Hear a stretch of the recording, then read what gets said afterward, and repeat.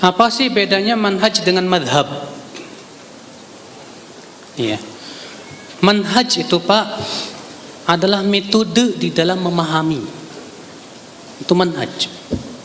Sedangkan madhab adalah hasil ijtihad seorang imam atau ulama.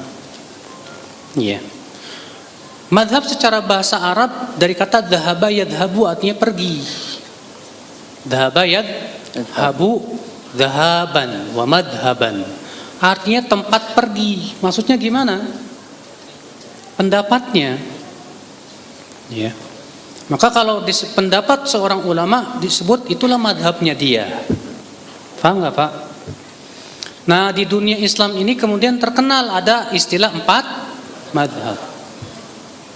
Padahal ulama banyak loh Pak, cuma bukan 4. Kenapa kemudian jadi 4 madhab? Karena merekalah yang paling banyak pembelanya Pak. Dan memang dari sisi keilmuan juga luar biasa. Wailah di zaman Imam Syafi'i ada enggak ulama-ulama yang sekaliber dengan Imam Syafi'i, bahkan lebih dari Imam Syafi'i? Banyak dari sisi keilmuan. Tapi kefakihan Imam Syafi'i luar biasa. Sehingga ya banyak murid-muridnya, banyak pembela-pembelanya. Di zaman Imam Malik ada enggak yang sekaliber dengan Imam Malik? Banyak, Pak. Bahkan banyak sebagian ulama lebih mendahulukan keilmuan Laits bin Sa'ad daripada Imam Malik sezaman itu. Ya, tapi ternyata yang lebih masyhur Imam Malik karena murid-muridnya yang tersebar dan pembela-pembelanya lebih banyak. Ya.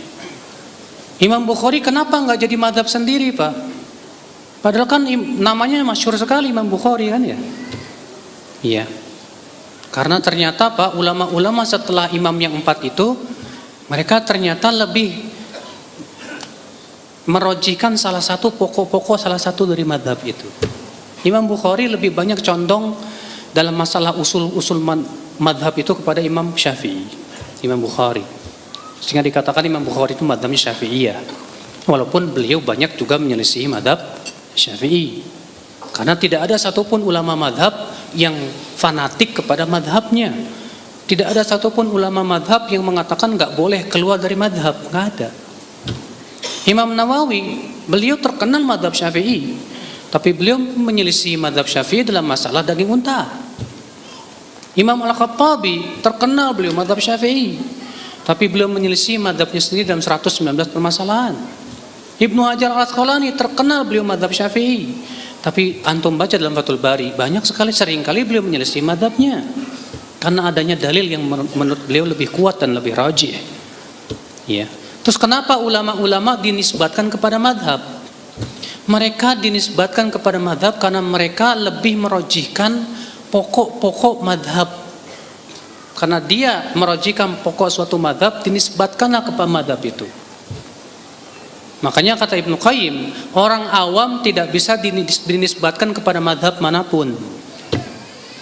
Karena mereka tidak faham pokok-pokok madhab. Yang bisa dinisbatkan kepada madhab itu orang yang betul-betul paham tentang pokok-pokok madhab.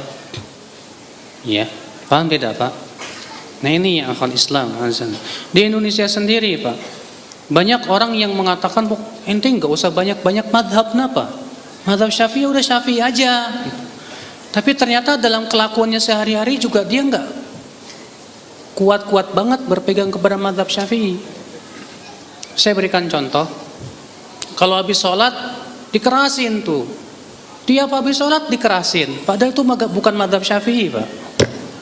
Madhab Syafi'i itu pendapatnya adalah zikir setelah sholat sir, bukan keras. Yang dikeraskan itu madhab Hambali. Imam Syafi'i mengatakan boleh dikeraskan dalam rangka taklim, mengajarkan, tapi itu tidak boleh terus menerus, sesuai dengan kebutuhan selesai. Sementara di Indonesia yang mengaku madhab Syafi'i malah melakukannya terus menerus. Jadi dalam masalah ini boleh dong pindah dulu kepada Hambali? Ya nggak apa-apa. Kalau buat mereka nggak apa-apa, buat kita nggak boleh. Itulah aneh. Ya.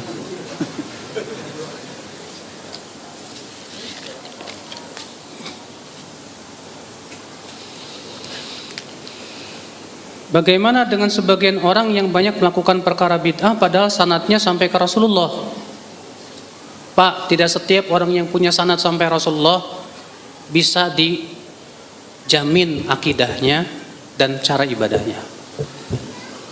Banyak ulama-ulama hadis yang sanadnya jelas ke Rasulullah, tapi ternyata pemikirannya sesat. Imam Bukhari dalam sahihnya mengeluarkan perawi hadis yang bernama Imran bin Hattan. Ya. Dia punya sanad sampai Rasulullah sallallahu alaihi. Antum pahami Pak, sanad itu bukan artinya kita punya keturunan ke Rasulullah, bukan. Sanad itu artinya kita punya rantai perawi sampai ke Rasulullah. Rasulullah itu sanad namanya. Paham tidak? Iya, itu sanad namanya. Jadi kalau Imam Bukhari nggak punya sanad karena bukan keturunan Rasul. Ajib, ini istilah dari mana sanad seperti itu? Sanad itu seluruh ulama hadis mengatakan yaitu perantai perawi yang menyampaikan kepada siapa? Rasulullah sallallahu alaihi wasallam. Ya. Nah, ya akhal Islam, Imran bin Hattan banyak dia perawi hadis, punya sanad ke Rasulullah, tapi pemikirannya Khawarij.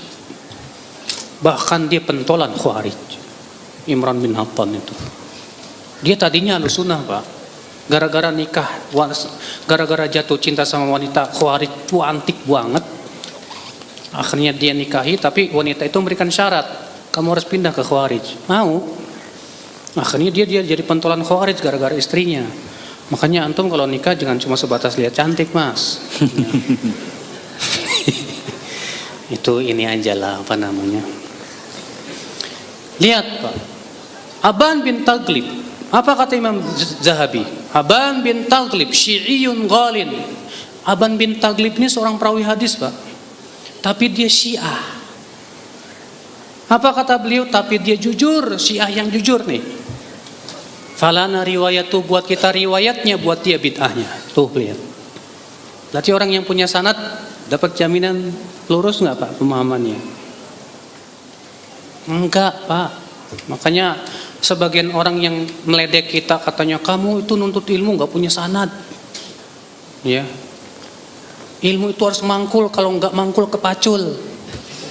Maksudnya mangkul apa? Kata mereka harus ada sanadnya ke Rasulullah SAW. Ya akhi, di zaman sekarang sanad itu tidak penting. Kenapa? Karena di zaman sekarang sanad itu bukan untuk diperiksa, tapi sebatas melestarikan saja. Pemeriksaan sanad hadis itu berhenti di abad ke-5 Hijriah. Karena para ulama sudah mencatat hadis dalam kitab-kitab mereka. Jadi kita memeriksa sanad hanya dari kitab ulama itu saja. Misalnya hadisnya diriwayatkan siapa? Al-Hakim. Baik. Kita periksa dari Al-Hakim ke Rasulullah. Hadisnya diriwayatkan Tirmidzi. Baik. Dalam di mana? Di sunannya. Kita periksa dari Imam Tirmidzi ke. Adapun sanad kita ke Imam Tirmidzi nggak perlu diperiksa, Pak. Nggak perlu diperiksa. Kedersan. Kalau di zaman sekarang harus diperiksa juga, panjang banget ini sanad. Yang kedua, siapa yang sikonya kayak para ulama dulu? Soalnya, ya. Maka dari itulah ya akhwat Islam, di zaman sekarang sanad itu hanya untuk apa? Melestarikan saja. Dan alhamdulillah saya juga punya sanad. Kalau dikatakan kata siapa Ustaz Salah nggak punya sanad, saya punya sanad. Saya punya sanad sampai Imam Bukhari. Saya dikasih ijazah oleh guru saya Syekh Muhammad ya Al-Adhami, beliau yang ngasih ijazah Sahih Bukhari. Alhamdulillah. Ya, tapi sampai Imam Bukhari. Tetap yang diperiksa bukan dari saya ke Imam Bukhari, dari Imam Bukhari ke Rasulullah sallallahu alaihi wasallam. Iya.